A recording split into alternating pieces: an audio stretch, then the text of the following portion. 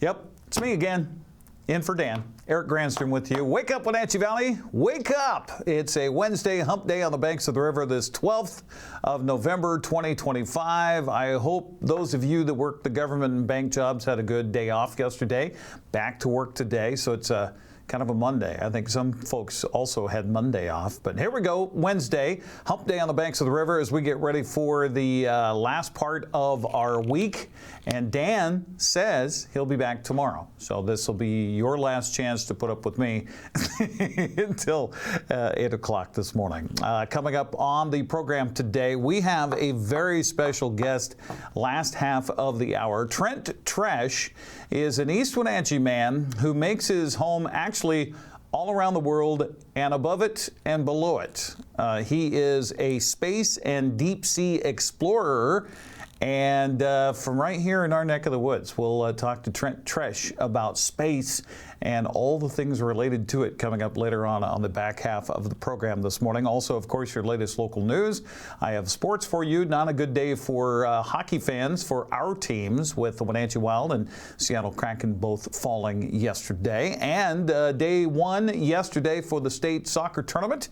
Day two today. And also volleyball getting underway at the Sun Dome in Yakima. Let's see what's happening around our world here locally first as we get you to a Monday and our Valley View cameras this morning. We'll start things off with our cross cam, as we like to call it, because if you look up towards Wenatchee Heights, you'll see that cross during the nighttime hours. Our camera is not too far from there, and this is looking back towards Rock Island. And that was a busy commute earlier today. Looks like it's still pretty good on Sunset Highway. But a good morning to Rock Island. And if you could see over the hill there in the distance, you'd be able to see Quincy, but I think that camera is just a little bit too low to get up over onto the Quincy Plateau. All right, that's camera one. Camera two will be right downtown Wenatchee. This is our Cascadian camera as we look off to the north. Is that north? Yes. And take a look at not much traffic happening on Wenatchee Avenue right now. And quiet morning this morning in downtown Wenatchee. A little bit of digital glitch there on that camera as well. To our camera three, this is Omi Gardens looking up the river valley. And that is that the dam in the distance there, Mac? Is that what that is? Okay, yeah, that's Rocky Reach Dam. That's to the middle left of your screen. And the Baker Flats area. You know, one thing I never understood is why they call it Baker Flats. We should probably find that out. But that's Baker Flats industrial area there to the right of the screen. And a little overcast this morning. We'll talk more about your forecast coming up. A little darker shot at Valley High. I'm sorry, every time I see that on a piece of paper, it seems like I just have to sing it rather than just say it. But a good morning to Valley High as far as our cameras are concerned this morning. Yeah, I've been getting up at 3 o'clock in the morning for 3 mornings in a row. Can you tell? Yeah, though, there's a look at what's happening around the area as far as outside our weather window. Now, the National Weather Service says, yeah, things are changing. We've been talking about it all week, and here she comes. Mountain snow. Now, the snow level today is about 7,000 feet, so fine if you're traveling today. In fact, I checked the passes. They're good. Bare and dry or bare and wet for Snoqualmie, Stevens, and Blewett, the major ones. The snow level will be dropping tomorrow, though, and into Friday, expecting not a lot of snow, only if you're heading to the north part of Washington. So Highway 20, Washington Pass. Stevens might get a little bit of snow as we look through this period tomorrow and on Friday. Snow level dropping down, as you see there, to 3,500 to 4,000 feet. There will be some valley rain, maybe some breezy winds on the slopes of the Cascades. But for our neck of the woods, not too bad as we look at the 7-day forecast now. It's brought to you by Colonial Vista Senior Living in Wenatchee, where comfort, care, and community come together.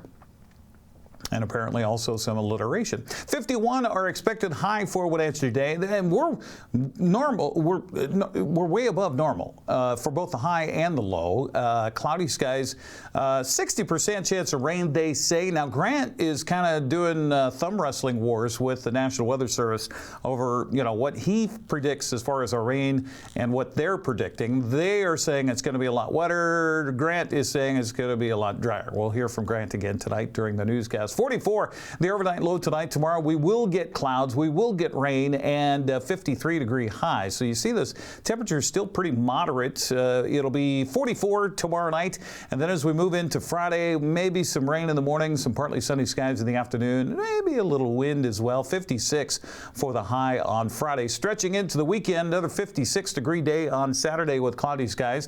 Slight chance of rain on Saturday. The overnight lows should stay above the freezing mark, so we're good there as far as 43 on Saturday night and 40 on Sunday night, with partly cloudy skies to mostly cloudy on Sunday and a high of 55. Looking into next week, it's going to be clearing and also cooling, with temperatures dipping into the 30s in the nighttime hours and also topping out by Tuesday in the upper 40s. By the way, I finally got the information. I've been missing it the last couple of days, so I apologize for that. But our high yesterday in the Wenatchee Valley, according to our weather service data up at the airport, 44 degrees in Wenatchee. The overnight low was at 37, so not too much of a difference between the daytime high and nighttime low. We're normally at 48 and 33 for the highs and lows, so you see those temperatures in the 50s, quite a bit warmer than where we normally are. The record high for today was set in 1990 of a balmy 64 degrees. The record low, cold, 7 degrees back in 1911. Why does it seem that those cold temperatures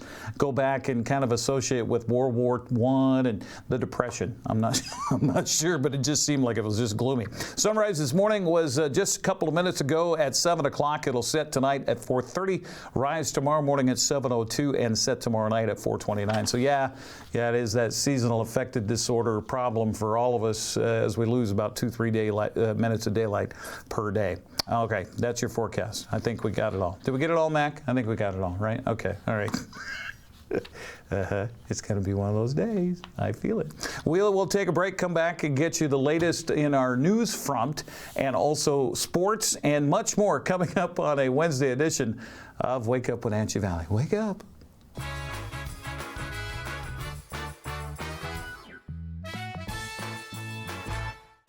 Your favorite local channel is now available for free on your smart TV and connected streaming devices. Watch live programming and catch up with the latest shows on demand. See the local stories that matter to you. NCW Life, now on Roku, Fire TV, and Apple TV.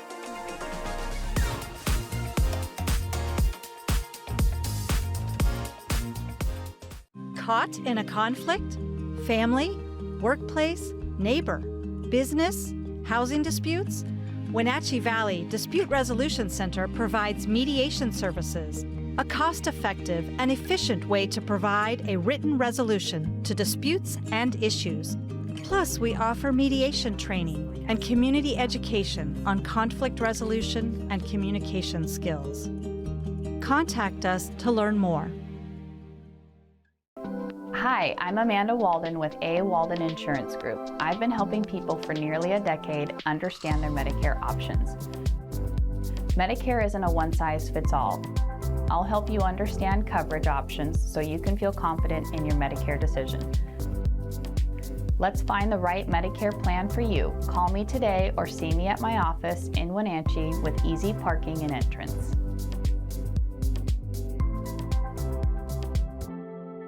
Craving fresh Asian comfort food? Steam Panda is Wenatchee's popular family-friendly Asian restaurant. They focus on providing guests with delicious, healthy, fresh, and natural dishes for an affordable price. Warm up with one of their many popular house-made soup dumplings, ramen noodles, or pho dishes. And make sure to ask about their lunch and chef specials on sushi rolls. Steam Panda's Hawaiian poke bowl and salads are excellent with your favorite boba tea. Stop by or order online at Steam Panda today.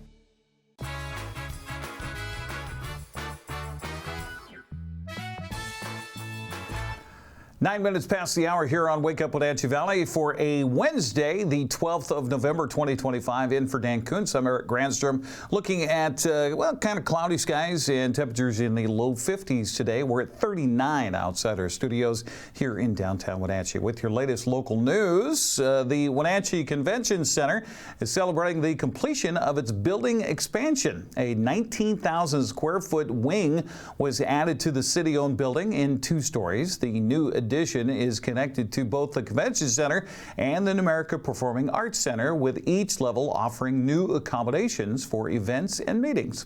Highlights include Fountain Hall, a light-filled venue that for 300 guests can also be divided into 3 breakout rooms, and new audiovisual technology throughout the space. Construction began in May of 2024 and cost roughly $16 million. General Manager Linda Harold told NCW Life the Convention Center will hold its official reopening next week. The Chelan-Douglas Regional Port Authority plans to hold a public meeting on Monday concerning its proposed Tax Increment Financing District, or TIF, which in hopes to install in the Malaga area. The TIF district captures a portion of future property tax as assessed values go up. The port hopes to use that revenue to finance new economic development in the Malaga area, but Chelan County has protested the move alongside with taxing districts such as the Wenatchee Valley Fire Department and NCW Libraries, which fear losing part of their tax base. The county sought to halt the creation of a TIF with a moratorium, but a local judge invalidated that strategy in a ruling last week. The port's informational meeting is scheduled for 6 to 7:30 on Monday at Mission View Elementary School in Wenatchee. 3 more public briefings are scheduled over the following week at the Make That Confluence Technology Center. Washington State Treasurer Mike Pelliciotti will be in town on Thursday for a visit with the Wenatchee Rotary Club. Pelliciotti was elected in 2020 after working as an assistant attorney general and serving in the Washington House of Representatives for North Pierce and South King counties. As state treasurer, he is responsible for managing the state's cash flow, investments, and debt. Pellicciotti's presentation with the Rotary Club will begin at noon inside Pybus Market's Local Event Center. The event is free and it's open to the public. Wenatchee Valley military veterans and their many supporters marched, rode, and drove the route yesterday along Chelan Avenue for their parade in commemoration of Veterans Day. The annual event recognizes service members, both living and dead, with full military honors. Participants passed out U.S. flags to bystanders along the route. The parade paused at Memorial Park in downtown Wenatchee to hear a rifle volley and the playing of taps. We asked a pair of local veterans for their feelings on the patriotic holiday. Just to remember that all the things that we have are because of our veterans, and it's nice to see a good turnout of people, and it seems to be getting bigger every year, which is nice to see. So, any message for other vets or for Americans today? Vote. Pay attention, educate yourself, and vote. The Wenatchee Valley Fire Department hosted a barbecue at Pybus Public Market after the procession. Veterans Day has been celebrated under different names since 1918, when it was established to mark the end of hostilities in World War I. A 21-year-old driver from Omak allegedly caused a head-on collision Monday afternoon that injured himself and a Gig Harbor woman outside Pateros.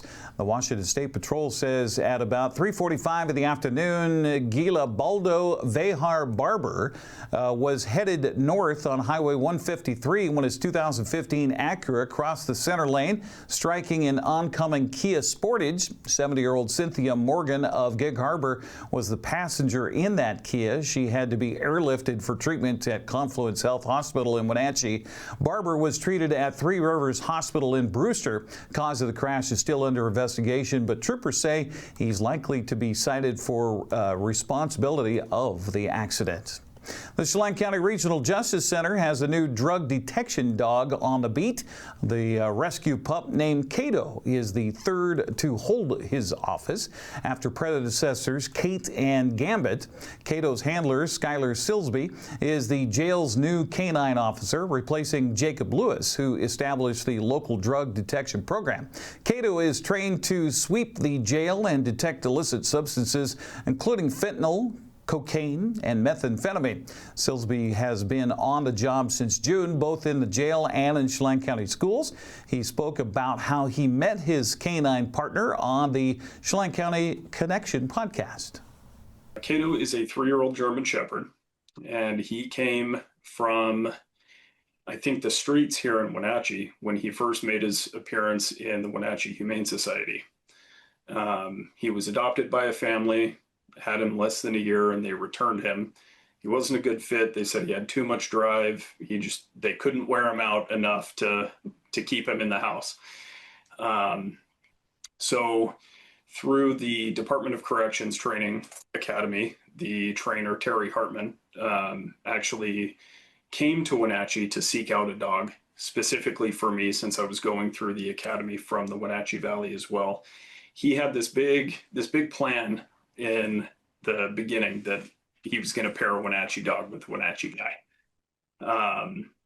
So when we got paired, it was kind of a surprise to me a little bit, because I was working with so many different dogs at the same time, and he was like, "All right, you're getting this dog."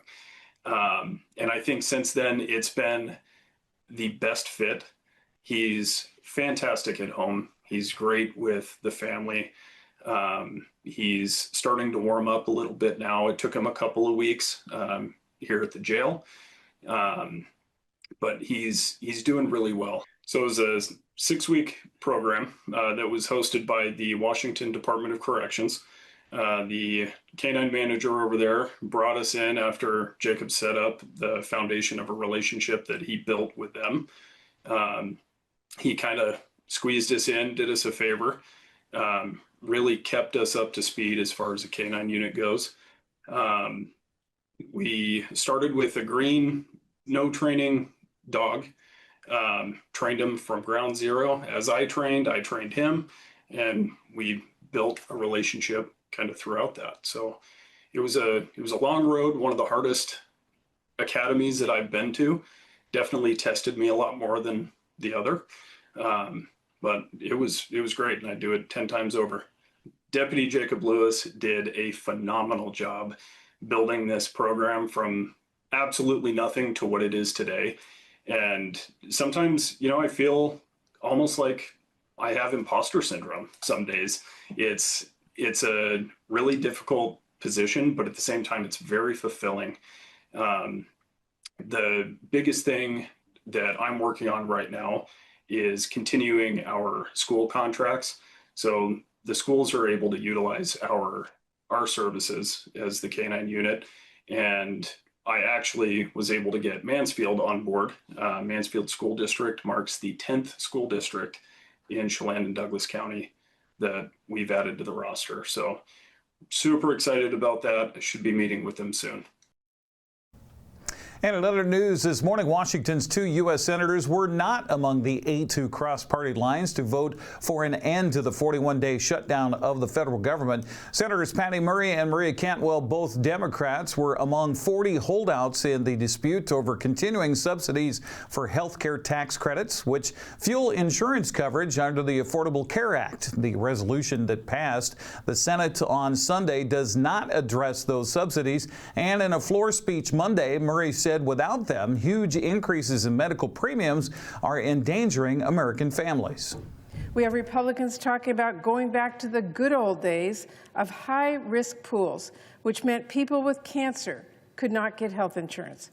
We have Speaker Johnson bragging that Republicans strengthened health care by making the biggest cut to Medicaid in history. That's like saying you strengthened a ship by throwing the passengers overboard. And when Democrats offered a clean, one-year extension of the tax credit, which is truly the most straightforward and common sense thing we can do for people facing gigantic premiums hikes this year, Republicans said never, ever, ever, ever. They called it, quote, political terrorism. And to really put a fine point on it, they fired up the old bad ideas machine to try and find a new way to repeal the ACA. Well, more news coming up in the newsroom tonight at 5, 6, and 10 o'clock with Grant Olson on the call, if you will, our anchor. You can tell us more before we get there, though. If you have something happening in your neighborhood that we should know about to tell everybody else about, email us, news@ncwlife.com. That's news@ncwlife.com. You can call our news tip line of 509-888-NCWL or 509-888-6295. You can also reach out to us through through our website at ncwlife.com and just let us know what's happening in your neighborhood, and be sure and tune in for Grant tonight at 5, 6, and 10 o'clock. We will take a break, come back. Sports news on the way. Get you the latest Kraken news as well as your Wenatchee Wild. It's right here on a Wednesday edition of Wake Up Wenatchee Valley.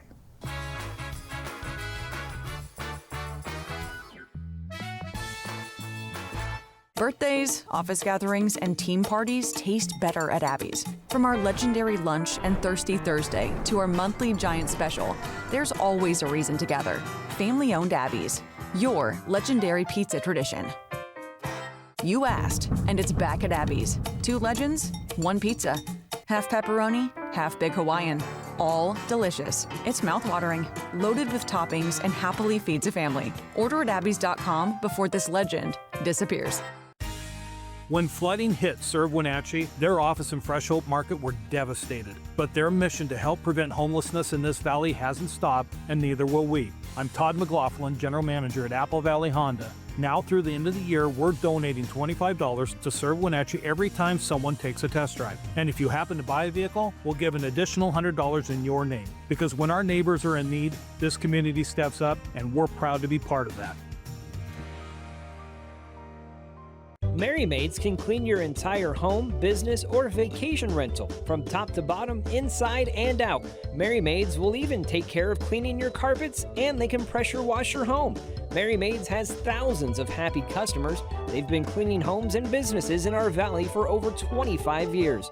Check out their glowing reviews at merrymaidesofwenatchee.com and call the cleaning experts, Merry Maids, to get your free estimate. Your satisfaction is guaranteed. So relax, it's done.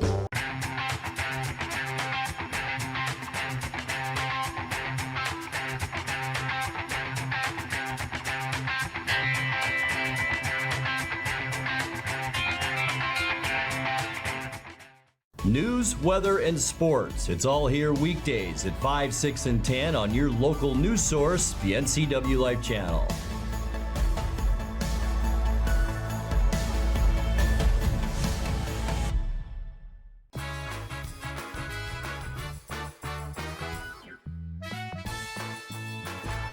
Overcast skies in our forecast, a little raindrop here and there with a temperature in the 50s. We've jumped up to 41 outside our studios.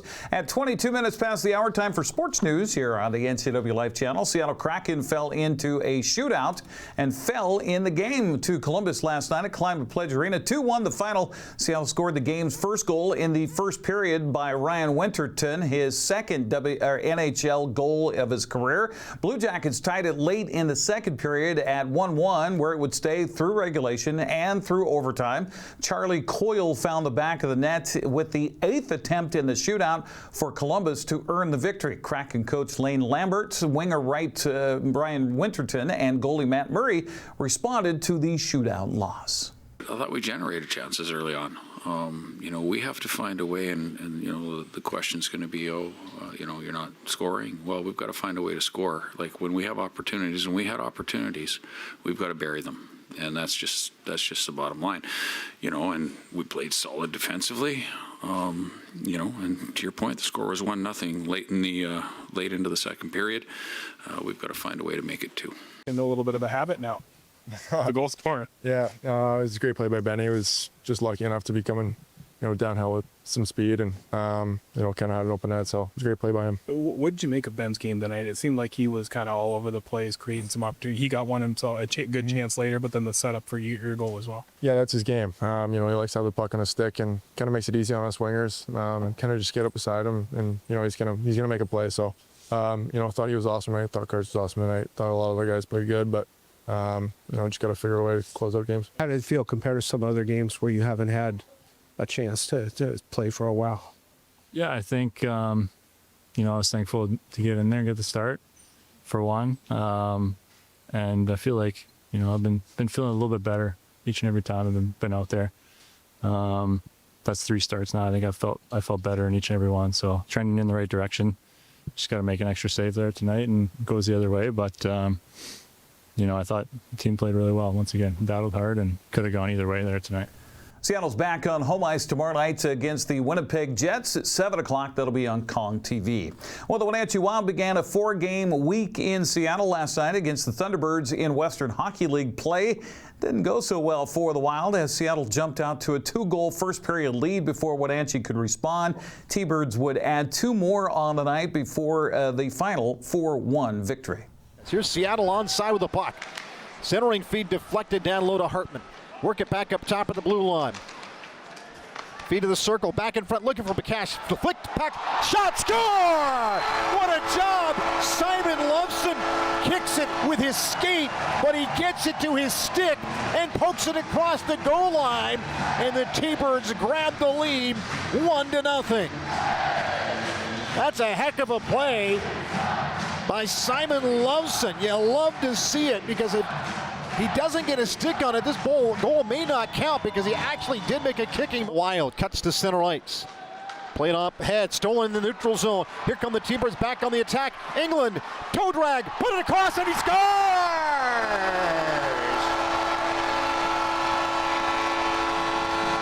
Holberton trying to slide it up the wall, stolen by the Wild. It's loose in the slot, trying to get a shot off from there, and they do, and they score.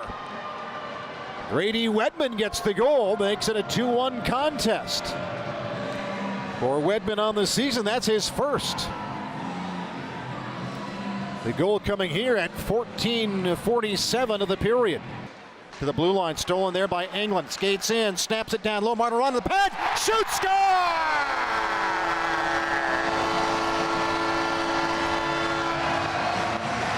It's a Marty party! On an assist once again from Brock England. Over the boards for Seattle, wins the faceoff up top. Popple, work it down the wall for Martirana, back to the slot, a shot deflected on net side, and they will score! Brock England puts it home. 4-1 Seattle for King and Country. The T-Birds extend their lead.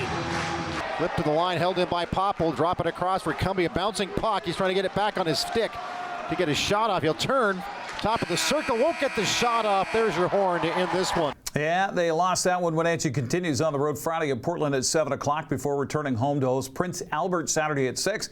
Portland Sunday at 4. Follow the action with Austin Andrade on 560 KPQ radio locally. Also, tickets for the weekend can be found at WenatcheeWildHockey.com. Well, the first round of the State 1A Girls Soccer Tournament began yesterday in Blaine for Cascade. The Kodiaks drew a very tough Linden Christian squad in the first round. It did not go well. The Lynx scored 4 goals in the first 10 minutes of the contest, went on for an 8-0 win. Cascade's season is over. Cashmere, ranked 4th in the final RPI poll by the WIAA, will host 14th ranked Tenino tonight at Vale Elementary in Cashmere. The Bulldogs enter the game 18-2 on the season, while the Beavers are 13-4-2. Kickoff set for 6 o'clock. It's a battle of Panthers tonight at Lebofto Field of the Apple Bowl in the first round of the state for a girls soccer tournament. 4th ranked Wenatchee hosts the 13th ranked Meade. Yeah, they're both the Panthers. The two teams met earlier this season in Spokane. The game ended in a scoreless tie.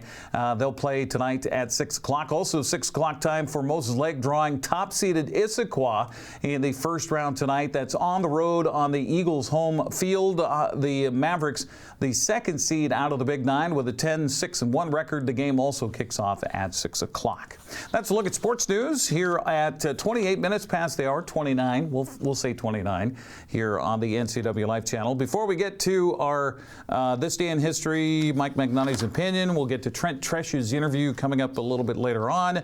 It's time for that morning slurp. So grab your cup of joe, grab your water, well, I know some overnight folks that work the graveyard. They're off work now, and they're probably drinking something.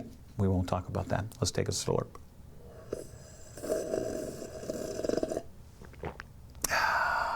There we go.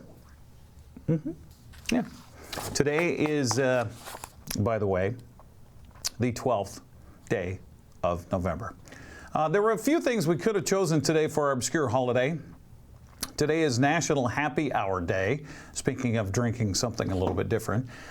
Today is National Pizza with the Works Except Anchovies Day. Whoever thought of putting fish on pizza? I'm not quite sure about that. It's also National Chicken Soup for the Soul Day. but we chose National French Dip Day. It can be served plain or topped with cheese and onions. The real beauty of the sandwich, however, is that it's served with au jus that the sandwich can be dipped into. It's a delicious sandwich that's celebrated with a delicious holiday.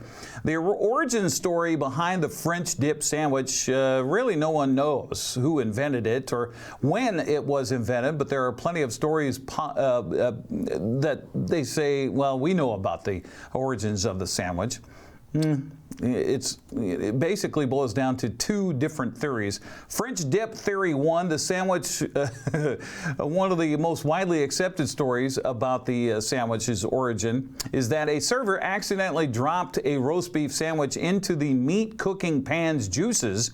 Customer took it anyway and said, "Ooh, that's delicious." French dip theory 2, bread that's too stale. Another theory is that a customer complained that the bread of their sandwich was too stale, so the sandwich was dipped into au jus to make it more edible. There is a restaurant in Los Angeles, by the way, that is famous for their French dip sandwiches, and when you go there, you ask for it to be wet. And they actually pour the au jus over the sandwich before they serve it to you. So there you go, National French Dip Sandwich Day. Today in history, 1920, 105 years ago, Major League Baseball owners unanimously elected Kennesaw Mountain Landis Commissioner of Baseball for 7 years. The owners' action comes in direct response to the Black Sox scandal, which threatened the integrity of the game. Landis accepts, but only as sole commissioner with the final authority over the players and owners. It was on this date in 1928, 97 years ago. Women and children, the English ocean liner SS Vestries sinks approximately 200 miles off Hampton Roads, Virginia, killing at least 110 passengers, mostly women and children, who die after the vessel is abandoned by her crew. Now you know where the whole thing of women and children first came from. 71 years ago in 1954, Ellis Island ceased operations after 62 years and about 20 million immigrants passed through the gates.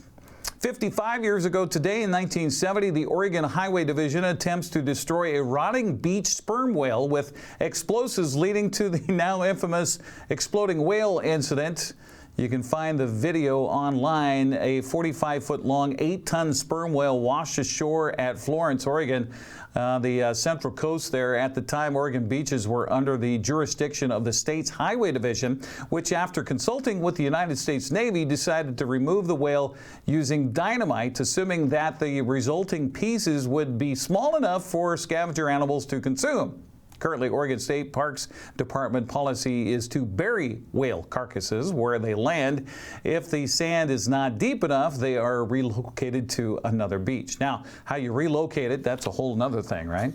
It was on this date in 2001, 24 years ago, the three living former Beatles, Ringo Starr, Paul McCartney, and George Harrison, met for the last time at George Harrison's hotel in New York City for lunch. Harrison died 2 weeks later at a friend's home in Los Angeles. 12th of November, birthdays today. Booker T. Jones, musician, is 81 today. Hey, all of our birthday celebrants are alive. That's kind of fun. Al Michaels, broadcaster, is 81 today. Play-by-play guy for Thursday Night Football on Amazon Prime.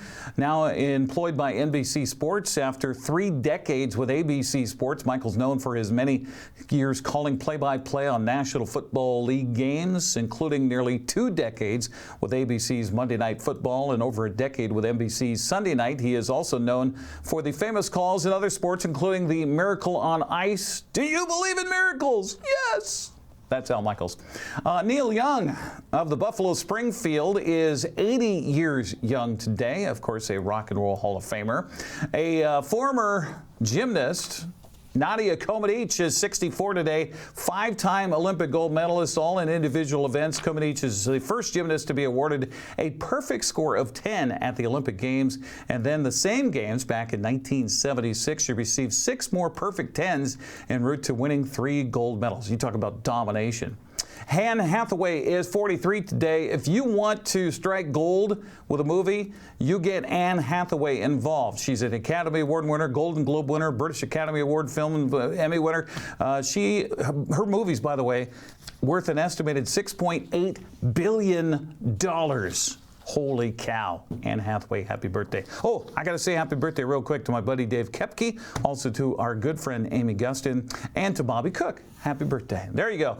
It's Wake Up Wenatchee Valley. Trent, Tresch in our interview coming straight ahead. And of course, we thank our folks at Alpine Air Heating and Cooling for helping us bring you all of our good stuff here on the NCW Life channel. Our platinum supporters, Alpine Air Heating and Cooling, home of heating and air. Call Alpine Air. We'll get it straight. Trent, Tresch, straight ahead.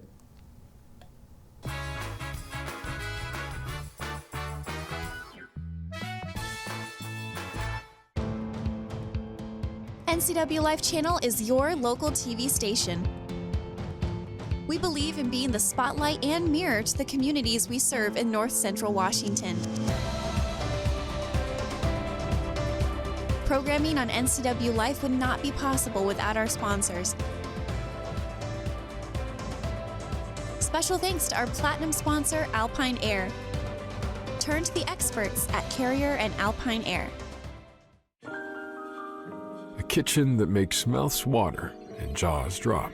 A bedroom from a dream with a bath from a spa. A walk-in you'd never want to walk out of. A pool like the fountain of youth. And a view that never gets old. When buying or selling a home of the highest standards, it's comforting to be represented by a real estate company with standards to match. Coldwell Banker Global Luxury. Live well with Coldwell.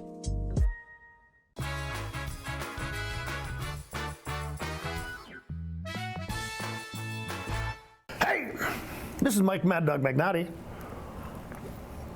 And everybody is entitled to my opinion. Well, when I was with the Wenatchee Police, we had an ongoing phrase we used when somebody was a complainer. We called them a wimp, whiny bubba baby.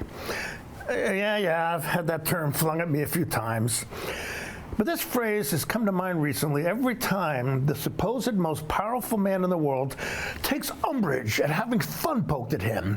Fun poked for legitimate reasons, I might add, by TV comedians to the point where he bullies those in power to silence them.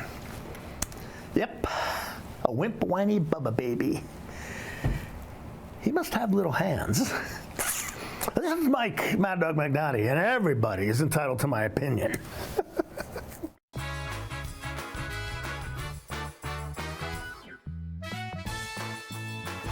For over 35 years, the Sangster family has been not only representing GMC, but the entire community. As one of the few family-owned dealerships in Washington, you can count on our personal integrity, which has spanned over 3 generations, to ensure your satisfaction.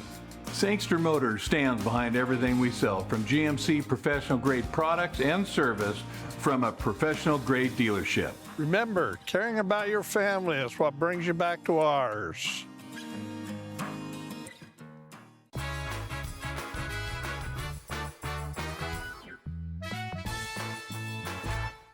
It's the NCW Life channel, and getting a chance to talk to someone who has been around the world, almost literally. Trent Tresch joining us now. Now, Trent is a guy who grew up in Western Washington. He calls home Eastern Washington, but Trent, your home is kind of wherever you are, right? Yeah, Eric, thanks so much for having me on, and that's totally true. So, out here working on projects across all 7 continents, including the deep ocean and even space. Tell me about when that whole thing started for you. I mean, was it a kid and you wanted to be an astronaut? I wanted to be a firefighter when I was a kid.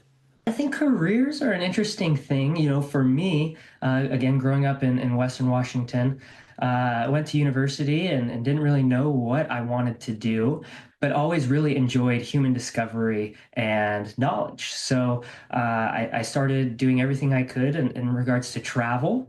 But then I think when I was living in Australia and I was a scuba dive master down there, I started to really think if I could do anything, I would want my impact to really take place towards deep ocean exploration and space exploration, particularly around human exploration. And so I just started working on project after project, and that's led me here currently to Johnson Space Center in Houston, Texas. So that's where you are right now. So that's home for at least the time being.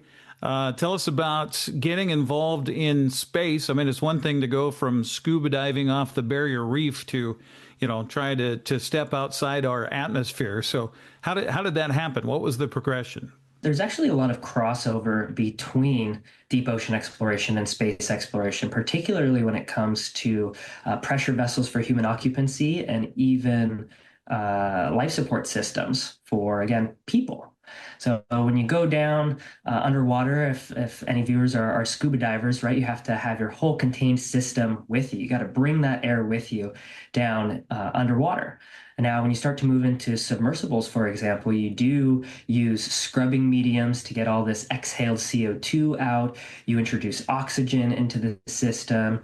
And then, of course, you have a vessel that's able to withstand the depths of the ocean. And so in space, it's just really the reverse. We still have to think about things like decompression sickness for going from areas of high pressure to low pressure. So that human physiology side has some similarities. And then again, technology.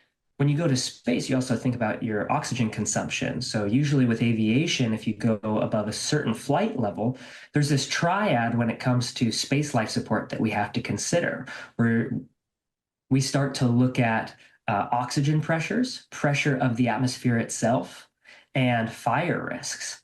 And so taking all these things into consideration, we have to try to determine what are going to be, the best living conditions for astronauts. And actually, that's something I got to do earlier this year at Johnson Space Center, was be a prime crew member for what's called NASA's Exploration Atmosphere. And what we got to do under the Exploration Atmosphere test was live inside of an altitude chamber for about a week. And while we were living inside of this 3-story chamber, we basically were doing spacewalks. So we got to live at habitat pressure that'll be used for the astronauts' return to the moon under Artemis. And then we would do tasks as if we were inside of spacesuits while we were fully contained in this system. And so what we were looking at, again, was decompression sickness and the potential risk associated for any astronauts that would be living on the surface of the moon and then transitioning to their spacesuit for activities and then coming back into the habitat. So again, we see a lot of crossover between the science and physiology between space and the ocean. How in the world did you become one of these people that NASA even had, knowledge of you? I've been fairly lucky. I've worked in the space industry for about 10 years now on a plethora of different projects, from TV shows with the History Channel and the Discovery Channel.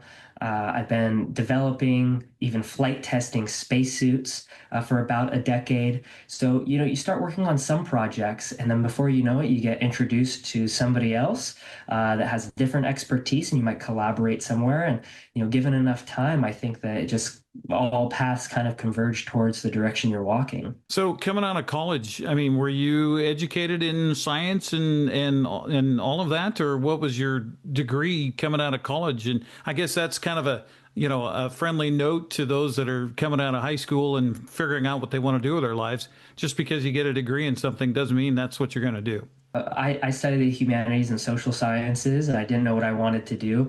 I was lucky enough to take part in a Washington program called Running Start, which I think has its benefits and drawbacks for any high school students out there, right? Getting to go to college while you're still, say, a junior or senior in high school. Yeah, I really didn't know what I wanted to do when I went to university, and kind of my goal was to get in and get out. And I always told myself that I could go back to school later on, which is precisely where I find myself today. So I went to Western Washington University, and I finished in about a year's time. So I graduated really early and then started traveling and getting into this field of exploration. Currently, I'm working towards my PhD. there's always this interest in technical expertise, right? Capabilities that can, again, enable human space exploration. So scuba diving, I feel, is a very natural one that a lot of people dive towards. But when it comes to things like skydiving as well, you definitely want to cultivate that skill set if you're doing any kind of flight missions. Actually, Eric, for example, a couple years back, again, for the Discovery Channel, we're actually doing a spacesuit test in a fixed-wing aircraft in Washington. So we were flying to altitudes that a normal jetliner would be at, but not inside of a pressurized cabin. So everyone had to be wearing parachutes. We had to have our oxygen equipment. We had an F-18 pilot who's actually testing the full pressure suit. And so, again, all of these skill sets that you can develop, and then they seemingly come together when the opportunity calls for it. So from spacesuit and working on spacesuits now, I guess, why? That's kind of the, some people might go, okay, why in the world would you be working on spacesuits? Because it seems for the layperson that, we had the big space race in the 50s and 60s, and we got to the moon, and then things quieted down, and then we had the Discovery or the, shuttle program, and then that didn't end so well, and then it's been kind of quiet. But now there's talk of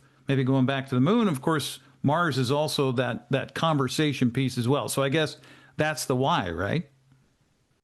Well, exploration just for me in general has always been about pushing the limits, right, of discovery towards knowledge. Figuring out why the heck are we on this tiny little planet in the far corners of this massive universe, right? Why are we here? I think that we start to ask these larger questions, and in order to try and find the answers, this is where we have to be academically and exploration, right? So when it comes to space exploration in the modern age, it's a really exciting time to be alive. And we have self-landing rockets now, which are really the things of science fiction. And so under the Artemis program, NASA will be returning humans to the surface of the moon, and hopefully this time to stay. Now, what does that mean? That means that what we're looking to do is establish a long-term settlement on the surface of the moon and hopefully start to wrap in commercial opportunities, right? Economics really do drive exploration as well, and we have to figure out, are there resources, for example, that we can get from space to bring back to Earth, whether those are minerals, fuels for potential fusion power in the future, right? There are many of the resources we find here on Earth are scattered throughout the solar system and beyond. And so, for example, if we can go out and start to collect those items and bring them back to Earth, we can continue to develop technologies, for example, whether that's in artificial intelligence and computing or communications. Space is also a fantastic place to grow crystal structures as far as chemistry goes, and we can start to even look at pharmacology in space, or industrial manufacturing off-world, right, to take those things off of the surface of our home planet Earth. Access to space is still really one of the linchpins. We're still waiting for companies like SpaceX, Blue Origin, or even NASA's SLS to get us to space long term, right? Everyone is kind of waiting for that. However, while we do wait for these organizations to continue to make strides, we can still develop technologies, processes, contemplate economic opportunities, right, to be ready for when that access becomes complete. Like you say, we got to be able to prepare for being in space for periods of time. I mean, what's the longest somebody has been at the space station? A year or plus, or I don't even know those stats. At one time, about a year. Cumulatively, astronauts have gone back to the International Space Station and spent longer periods of time, all together. But, when we look back even to the Apollo era, we're looking at about 12 people spending a total of less than 2 weeks on the surface of the moon. And so the International Space Station has been really pivotal to our understanding of the impacts of living and working in space. I don't see that stopping anytime soon. We have a lot of commercial organizations such as VAST government that are looking to build other space stations. The ISS is probably going to be decommissioned here by the end of the decade. And so we'll start to turn to these commercial stations to keep doing research and development. And as I mentioned earlier, some of that manufacturing or industrial processes. But now if we're going back to the surface of the moon, there's still so much to learn. We continue to ask questions like, how can you have humans safely or ethically in space, right? Would it be right to have a baby in space under the low gravity and high radiation conditions? You know, again, when we think about exploration, we think about human flourishing, not only on this planet, but throughout the solar system. We have a lot to consider, even when it comes to the ethics and morals of how to do so safely. Now, that goes back to some of your work that you're doing with the University of Arizona, correct? Yeah, so right now we're working with the University of Arizona under the Center for Human Space Exploration. We're more so focused on technology development when it comes to, again, pressure vessels for human occupancy and life support. So looking at space suits, operations, mobility, then kind of growing into the radiation side. You know, how can we protect humans from radiation when they're inside of these types of systems while they're living and working on the surface of the moon? With your journey, you have become, if I remember reading correctly, part of the Explorers Club. Is that right? Yeah, as a member of the Explorers Club, but yeah, I've gotten to work on a handful of different projects. Lucky enough to get a grant from them, the Mammoth Scholars Grant, and recently carried a flagged expedition to Central America, where I led a team of explorers. We logged over 50 hours at depth via submersible, and actually got to tag ancient sharks. Part of, I imagine, your Explorers Club existence is also getting to meet all these different people and getting these opportunities. Like, for example, you had an interesting summer. Going every year at the Explorers Club, there's something called the annual dinner, and it's where explorers from around the world converge into downtown Manhattan to the headquarters of the Explorers Club.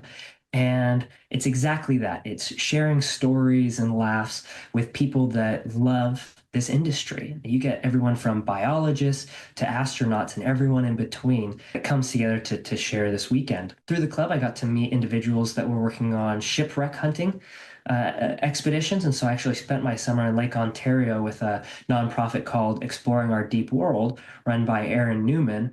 Aaron actually just also flew to space on a Blue Origin rocket, which was NS-36.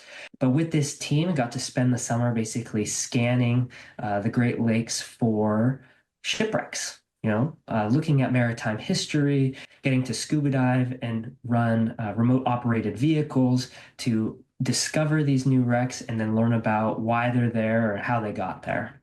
So I guess the question, Trent, is what's next? I hear more travel for you. Just got a grant through an organization called MoonDAO. And what we'll be doing is a project between Russia and Baikonur, Kazakhstan, where the Soyuz rocket actually launches from. So lots and lots of exploration out there still to be done. We need more people amongst our ranks. So please come and join up on a project. In your lifetime, probably not mine, but in your lifetime, will we have missions to Mars? Will we have people heading to Mars? Are we going to populate the moon? Are we going to find some other rock out there that is going to help us? Yeah, you know, our home planet Earth is, I believe, the most beautiful planet in our entire solar system. Even this place on its worst day is better for a human thriving than any other place. And so in my lifetime, I definitely think that we're going to see long-term establishments on the surface of the moon and on Mars. We have, again, incredible teams of people working on these projects and solving these problems, and we'll continuously need even more people to solve these problems. And so I think SpaceX is definitely the front runner when it comes to these developments. But, you know, there are some drawbacks of their Starship, again, problems that need to be solved for landing, say, like on the surface of the moon. So we're moving there. I think it's also worth highlighting, Eric, that it's important that we continue to fund space exploration with our public dollars. everything that we've done in space and all of the benefits that have come back to Earth, whether that's environmental monitoring, technology development, that we get the benefit of here on Earth, has come from funding space. And a majority of that money does come through the government. And so we will have to continue to prop up space exploration through tax dollars for the time being until we're able to develop those more robust economic opportunities, which hopefully will happen sooner rather than later. Lewis and Clark, I'm sure, never anticipated that there would be destination resorts in the Pacific Northwest like we have nowadays. Is there a time you think that we'll have vacationing on the moon? I think that's definitely possible. Yeah. Again, that is one of these economic drivers, right? Is space tourism, right? We see space tourism currently with more so Blue Origin out of all of these organizations here in the States. Some companies are exploring near space balloon operations, orbital stations, and orbital hotels. Yeah, I think that could be a potential. Well, hey, Trent, what's your message to, because obviously if the future is going this way, then we need the youngsters to follow this path. So what would you say to high schoolers that are watching this that don't know, like you, don't know what they want to do when they grow up? If I was speaking directly to any high schoolers or college-age students now, and if you're interested in extreme exploration like that of the deep ocean and space, I would say, get out there, focus on your STEM education, maybe even particularly like engineering. Even if you don't end up working in any of these fields, just the knowledge that you gain and the tool set through things like physics and math, right, help you to figure out how to solve problems. And so if you can really solve problems, that's what we're doing out here, right? If we have a goal to get somewhere, again, bottom of the ocean, surface of the moon, there's always going to be these problems. And so if you have the correct tool set to try and solve those problems, then you're going to be set up for success. So focus on your STEM education, and then also get out there and volunteer. I remember when I was younger, there was always the issue of needing experience but not having any. And so when you try to get a position at a company, they tell you don't have any experience, but you need experience to get more experience. So, it's a bit of a chicken and an egg. So get out there and volunteer, I think, is the best way to get around that. And lastly, Eric, you can start your own projects. I see so many students out here that I work with that are always looking for internships and direction. There's nothing stopping you from having a good idea and exploring that idea yourself. And as you follow that path and start to pull on the thread of something that you're interested or that you want to do, you ask the right questions, you can meet people, and even sometimes funding comes with that as well. So get out there and try. Get out there and explore. Awesome. Well, Trent, thank you so much for taking the time. And we're going to have to get you to some high school classes here when you're back in town, back home. And I'm sure that there's some teachers there that would love to have you as a guest. Let's definitely do it. Thank you so much.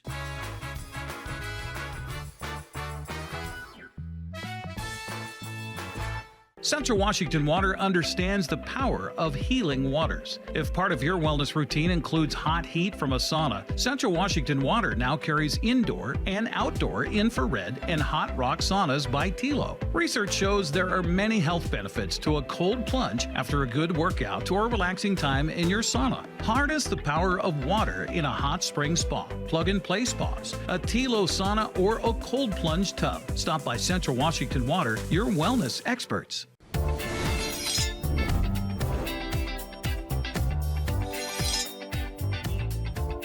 I'm Jen Mueller. Watch for my show, I Cook, You Measure on NCW Life. It's part cooking instruction, part entertainment, and all about connecting over food and wine with your favorite Northwest athletes. Watch I Cook, You Measure with Jen Mueller Mondays at 1, Wednesdays at 2, Fridays at 11 a.m., and Saturday and Sundays at 10:30 p.m. right here on the NCW Life channel.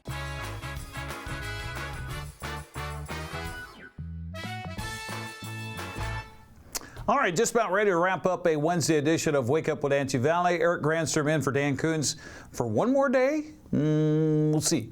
Dan says he wants to be back tomorrow, so we'll see about that. Let's see what's happening in our forecast. 51 degrees are expected high today with a mix of clouds, a little rain, a little sun break here and there. 44 the overnight low tomorrow, going to be cloudy and rainy pretty much for the whole day on Thursday. 53 our high tomorrow. Friday, clouds, sun, mixed bag, 56. We'll see cloudy and rainy conditions off and on Saturday and Sunday through the weekend. By the time we get to next week, clear and cooler with temperatures more seasonably with highs in the upper 40s, nighttime lows in the 30s. Mountain snow expected to start tomorrow and go through Friday. Not a lot of snow unless you're heading to Washington Pass on Highway 20. Stevens might get a little bit as well, but not much to really consider as you make your travel plans through the next few days. The weekend forecast for the mountains looks pretty good with just some cool temperatures. So there you go. That's a look at what's happening weather-wise here for north central Washington and for the Washington Passes as we get you through this Wednesday morning here on Wake Up Wenatchee Valley. Thanks again to Trent Tresch for joining us. Hey, a big shout out to Bo Robertson, longtime viewer and a good buddy of ours. And we'll see you again here soon. We'll see you tonight with sports here on the NCW Life Channel.